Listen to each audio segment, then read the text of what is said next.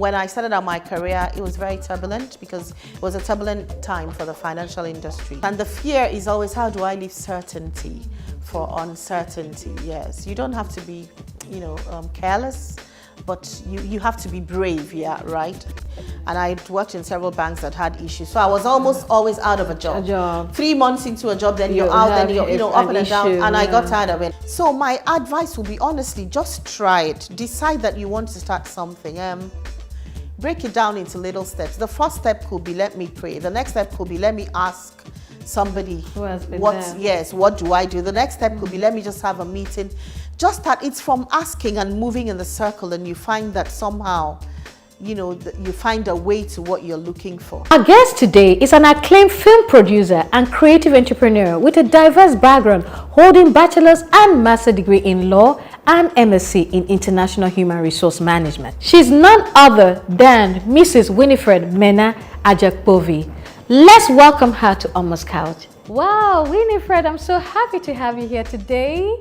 You look amazing. Thank you, Almond. And I'm really happy to be here. Thank you. Well done to the entire team. Thank you so much. It's really good to be here. Thank you for having me, Almond. I'm looking forward to this conversation. I know. I've watched almost all the episodes. Are you serious? It's amazing. Yes. A lot of learnings, come out from the experiences that people share, honestly. Wow. So well done, guys. You need to watch Almond's Couch. If you haven't been doing that, you're missing, honestly. Thank you so much. Please Coming keep it from going. you, my big sister, from the legal perspective to HR consulting and now to a media mogul. Oh. Yes, that is what you are. That's what you're going to claim. You know what they say, when you get a compliment, you just adjust your shoulders and own it. Well done. Thank you so much for coming. Oman. Winifred, everybody wants to hear your story. How did you pivot from being a HR consultant, being a legal personality, into the media, and not just a media, an award-winning media personality? Yeah, that's very important. That has to be. You have to author your work with excellence. Really, that's it. So the short answer is, I don't know. You don't really know? I don't That's know. fine. And then the long answer is that I believe that we all have many lives.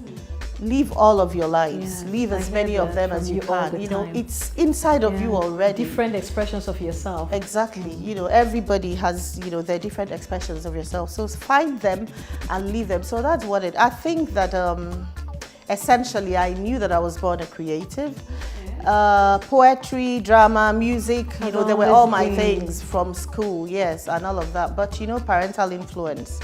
Go and study law. I had to study law from my dad. Daddy, here's to you, right? Yes. So, and anyway, so that's it. Studied law, got into career, got into HR, management and all of that, and that was it. But inside of me, you still had a burning. I still had a burning. And even all the years I was working as head of HR for different organizations, I often felt, so there were times I felt out of place, sitting in meetings, wearing suits, and what I wanted to do was something different, probably carrying camera, wearing shorts, and a face cap. I kind of felt like, there were times I felt like an outlier, out of place, and all of that, But, when you've been trained to author your work with excellence. I gave my all to my work, to my career. So probably to my colleagues, they probably never knew that I was struggling with all of that. That identity. Because I was a FICO, if you know what they call an FICO, right? Yeah, but so I knew that I was going to do that at some point. So I think that the COVID year, was a turning point for a lot of people. That was your pivotal moment. Yeah, that was when, because we were home doing nothing. I had a job then. And all of that, so I had a long time to reflect. I kept myself busy at home by writing, I'd always written poems, songs. There's a song I wrote in secondary school that my friends still tease me about, and also I did a lot of writing. And so I guess that it was then, had a lot of time to reflect. And then I started thinking seriously about the entertainment space, So your creative film, music. Juice was just waiting to be birthed. To come on. I guess so. I think that during the COVID, a lot of people underwent a lot of changes. I think things shifted for a lot of people. So so that's it. That was when I made the decision. So what I did though, because over the years I had tried to change, but each time I said I wanted to do something different, my friends, everybody was like, "Are you crazy? Who walks out of a good job?" And all of that. So this time around, I didn't tell anybody. You just moved. Nobody, I didn't tell was anybody, I shocked. just moved, you know. I actually called you, I think, at some point. I'm like, Winifred, what's going on? Hey, where are you leaving? I'm here, I'm still here, stay on. You said no. I think your words were like, we all have different expressions, and that's why I repeated it of ourselves. Yes, and this is one multiple part expressions I want of to, ourselves. I want to relieve this part of myself, and I'm Yes. fine. And he kept on saying, I'm fine, because I was worried that, were you okay? Are you fine? He said, yes, I am fine. You know what they say, change happens, growth happens quietly in the dark. Sometimes, you know that description about you plant a seed? Yes. It's quiet, but down there, The roots are... yes, something is happening. Yeah. So I kind of, just stepped back out, and then I was focusing on building the new career. I just completely disrupted my career. So how did your experience in law and HR shape how you see your current role in filmmaking now? How did that shape you?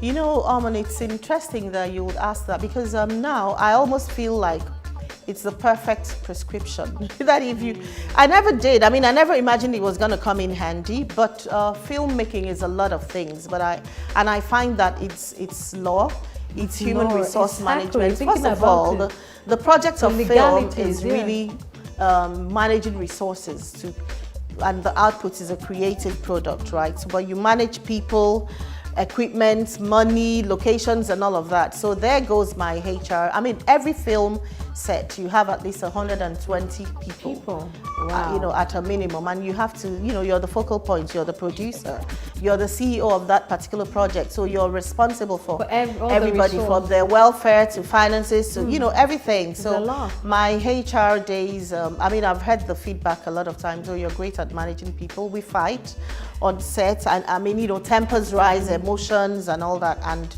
somebody has to be the calming factor. It comes with the territory. Definitely. And then the legal part, I get to review all my contracts. Yes, I have a law firm supporting me, working with us, but then there are times that things change on the go. You do it yourself. Oh yeah, I know what to do already. So that you don't delay the process. Exactly, and it just helps with negotiations, conversations and all that, so it just makes work. You're also saying the same thing. Like, I think for some reason, I think some people will say I'm biased, and most of the ladies I've had on my show since the inception, I can tell you for free, I think 90% are all lawyers, coincidentally. Wow. I didn't pick them that way. You are biased. I'm not biased. It just happened. And every one of them say the same thing, but you have actually made it very practical, and it happens to me. I have 2 law firms backing me up, but sometimes they want the answer now. Yeah. So I just quickly read it up myself, and I'm able to take decisions, and those decisions turn the game. Unlike waiting for 1 week, 2 weeks for one law firm to finish. When they finish, you send it to all that time wasted. The client may even think of somebody else, or go move somewhere else, or even change something not in your favor, But having that knowledge is powerful. It's powerful. I like what you said, and in your case, it's such an advantage because you know your business, and then you know the law. So you're able, even sitting in meetings and having conversations, it's just helpful. So extremely so. I guess I'm grateful for that. And no, you are an award-winning filmmaker. Let's clap. In your first year of the launch of your project, your first film, first everything. The 4444. Yeah, that's it. You had nominations, several nominations. You were nominated in AMVCA as well as AMA. I mean, how did you feel about that with your first film? And I've watched it, so I know how beautiful it is. Wow, honestly, let me seize this opportunity again to say a really big thank you to the team, AMA Awards and AMVCA. To thank them so much for what they do for our industry, and of course, thank God. I don't know, but let's say... Did you think you will win? Your first film? I was confident that I had a good product. From day one, I didn't leave any stone unturned in making, I had staked my career, my whole career for filmmaking. If I was going to make a film, I wasn't going to cut corners, no. So I asked a lot of questions. I rode on the shoulders of giants that had gone ahead of me, you know, without mentioning names. They know themselves. Thank you for supporting me, holding my hands. I did a lot of research, you know, and I just simply tried to, yes, not take the industry backwards, but at least make the industry proud for making, you know, no barriers to entry for newcomers and all of that. So I was very deliberate from day one. My question when I started was, how do you get an Oscar?